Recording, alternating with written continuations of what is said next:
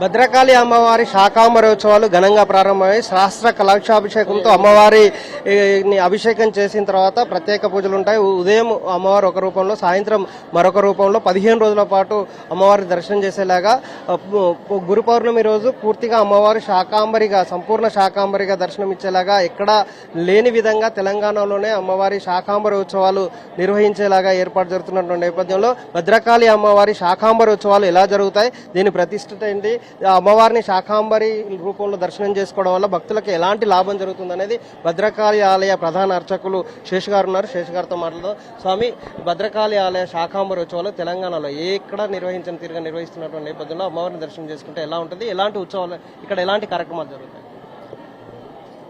1968లో 7 ఏళ్ల కరువు వచ్చింది. 7 ఏళ్లు ఒక్క వాన చుక్కలేదు. ఆలయ వంశపారంపర్య అర్చకులు స్థానికంగా ఉన్న పండితులందరినీ పిలిపించి, వెనకడ కూడా 100 ఏళ్ల కరువు వచ్చినప్పుడు మునీశ్వరులంతా అమ్మవారిని ప్రార్థిస్తే అమ్మవారు ప్రసన్నమైంది. ఆమె శరీరం నుండి పలు విధములైన శాఖములు, అన్నపానామృత ఫలములు ఆవిర్భవించే లోకంలో ఉన్న కరువును కూడగొట్టింది.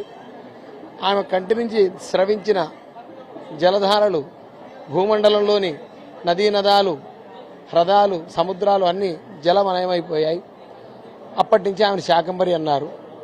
మరి ఈ శాకంబరీం స్తుబంధ్యాయం జపం సంపూయన్నమన్న అక్షయ్యం అశ్రుతే శీఘ్రం అన్నపానామృతం ఫలం. శాకంబరిని ఎవరైతే ఆరాధిస్తారో అక్షయ్యంగా అన్నపానామృత ఫలములు వారికి లభిస్తావని మనకు దేవీ భాగవతం, మార్కండేయ పురాణాంతర్గత సప్తశతి ప్రమాణం ఉన్నది. మరి అని ఒకరోజు ఆషాఢ శుద్ధ పౌర్ణమి నాడు అమ్మవారికి శాకంబరి ఉత్సవాన్ని చేశారు. ఆ మరునాడే మొత్తం ఒకే రోజులో మొత్తం తెలంగాణ, ఆంధ్రలో ఉన్న మొత్తం కరువు పోయింది. మొత్తం నిండిపోయింది, నీళ్ళన్నీ నిండిపోయాయి. ఒకటే అంత పెద్ద వర్షం కురిసింది. అప్పటి నుంచి ప్రతి సంవత్సరం ఈ శాకంబరి చేస్తున్నాం. అయితే ఇప్పుడు ప్రస్తుతం ఎల్లినో అనే భూతం పాపం సంక్రమించడం వల్ల అసురీ శక్తులు మనకు దగ్గరే మనల్ని బాధిస్తవి. అవి పెట్టే బాధతో మనం బాధపడుతూ ఉంటే వీటిని ఇంకా ఏం బాధ పెట్టాలని చూస్తాయి అసురీ శక్తులు. అందుకని రాక్షసానందం, పైశాచికానందం ఉంటుంది. పుణ్యప్రాప్తి వల్ల, పుణ్యం వల్ల దైవీ శక్తులు మనకు దగ్గరైతాయి, మనకు సకల ఐశ్వర్యాలు ఇస్తాయి. ఆ ఐశ్వర్యాలతో మనతో తులతొలుగుతూ ఉంటే వీడికి ఇంకా ఏమిచ్చి వీడిని సంతోషపెట్టాలి. కాబట్టి మనకు దైవీ శక్తులు దగ్గర కావాలి, అసురీ శక్తులు దూరం కావాలి. అంటే పాప నాశనం కావాలి, పుణ్యప్రాప్తి కావాలి. ఈ పాప నాశనం జరిగి సమస్త రోగ పర్వత దంభోళ మృత్యుదారు కుటారిక ఆమె సమస్తమైన పాపాన్ని శమింపజేసి అక్షయమైన పుణ్యప్రాప్తిని కలగజేసేవి అమ్మవారి యొక్క అనుగ్రహం. ఆ అమ్మవారి తిదిమండల దేవత యజన పురస్సరంగా ఈ ఉత్సవాలు జరుగుతాయి. ఇప్పుడు ఎల్లినో అనే భూతం సమస్తమైన మన తెలంగాణని బాధిస్తూ ఉన్నది. మనకు పడవలసిన వర్షాన్ని అక్కడనే పడేస్తూ అక్కడ ముంచేస్తున్నది. అంటే అక్కడ అతివృష్టితో ముంచేస్తుంది, ఇక్కడ అనావృష్టితోటి. కాబట్టి ఈ అతివృష్టి, అనావృష్టి తొలగిపోవాలి, సువృష్టి జరగాలని ఈ ఉత్సవం చేయడం జరుగుతుంది. ఏమేమి కార్యక్రమాలు జరుగుతాయండి? 15 రోజులు ప్రతినిత్యం 15 రోజులు ఒక్కొక్క తిథికి ఒక్కొక్క అధిదేవత జ్యోతిష్ శాస్త్రం ప్రకారం ఉన్నట్టే శ్రీక్రమంలో, కాళీక్రమంలో ఆ 15 తిథులకు అధిదేవతలు నిత్యలు అంటారు. షోడశ నిత్య, పంచదశ తిథి నిత్యలు అని. ఇవాళ కాళీ, కపాలిని, కుల్లా, కురుకుల్లా, విరోధిని, విప్రచిత, ఉగ్ర, ఉగ్రప్రభ, దీప్త, నీల, ఘన, బలాక, మాత్ర, ముద్ర మితాని కాళీక్రమంలో కామేశ్వరి, భగవాని, నిత్యక్లీన, వేరుండ, వన్నివాసిని, మహావజ్రేశ్వరి, శివదూతి, త్వరిత, కులసుందరి, నిత్య, నీలపతాక, విజయ, సర్వమంగళ, జ్వాలామాలిని, చిత్ర అని.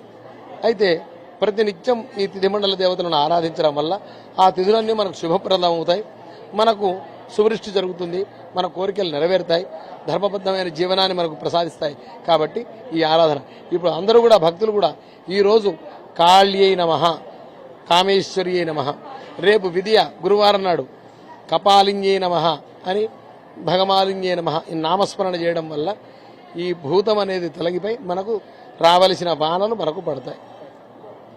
ఇది భద్రకాళి అమ్మవారిని సేవించడం వల్ల, ఆ అమ్మవారిని పూజించడం వల్ల కరువు కాటకాలు లేకుండా ఉంటుంది. అమ్మవారి దర్శనం చేసుకోవడం వల్ల అన్నపానీయాలకు లోటు లేకుండా ఉంటుంది. కాబట్టి ఎనిలో భూతాన్ని పారదోలడం కోసం గతంలో వచ్చినటువంటి కరువు నేపథ్యంలో నిర్వహించినటువంటి భద్రకాళి అమ్మవారి శాకాంబరి ఉత్సవాలు అప్పటి నుంచి నిర్వహిస్తున్నాం. ఈసారి కూడా అంతే వైభవంగా నిర్వహిస్తున్నామని చెప్తున్నారు. ప్రస్తుతం కలశాభిషేకం, సహస్ర కలశాభిషేకం నిర్వహించడం కోసం కావాల్సినటువంటి ఏర్పాట్లు జరుగుతున్నాయి. కొద్దిసేపట్లో సహస్ర కలశాభిషేకంతో అమ్మవారిని అభిషేకం చేసిన తర్వాత 15 రోజుల పాటు ఈ కార్యక్రమాలు కొనసాగుతుంది. ప్రతిరోజు ఉదయం ఒక రూపంలో, సాయంత్రం కాళికా రూపంలో, శ్రీ రూపంలో అమ్మవారి దర్శనం ఇస్తారు. వాహనంలో ఊరేగింపు చేస్తారు కాబట్టి అమ్మవారిని దర్శనం చేసుకోవడం వల్ల ఎలాంటి అన్నపానీయాలకు లోటు లేకుండా ఉంటుంది అనే ఉద్దేశంతో ఈ ఉత్సవాలు ఘనంగా నిర్వహించేలాగా ఏర్పాటు జరుగుతుంది. ఉదయం అమ్మవారి ఆజ్ఞ తీసుకున్న తర్వాత పూజా కార్యక్రమాలు కొనసాగుతున్నటువంటి పరిస్థితి కనిపిస్తుంది. 15 రోజుల పాటు జరుగుతున్నటువంటి ఉత్సవాలకి ఎక్కడా భక్తులకు ఎలాంటి ఆటంకం ఏర్పడకుండా అధికార యంత్రాంగం పూర్తి చర్యలు తీసుకుంది. భద్రకాళి అమ్మవారి ఆలయం కోసం కేవలం వరంగల్ నుంచే కాకుండా తెలంగాణ వ్యాప్తంగా అమ్మవారిని దర్శనం చేసుకోవడం కోసం వస్తారు కాబట్టి వాళ్ళకి కావాల్సిన వసతులు, అలాగే అమ్మవారిని క్షీర దర్శనం చేసుకొని వెళ్ళిపోయేలాగా ఏర్పాట్లు అయితే జరిగాయి. అమ్మవారి ఉత్సవాలు ఘనంగా వైభవంగా జరుగుతున్నాయి. కెమెరా రాజు తరుణ్ కుమార్, వరంగల్.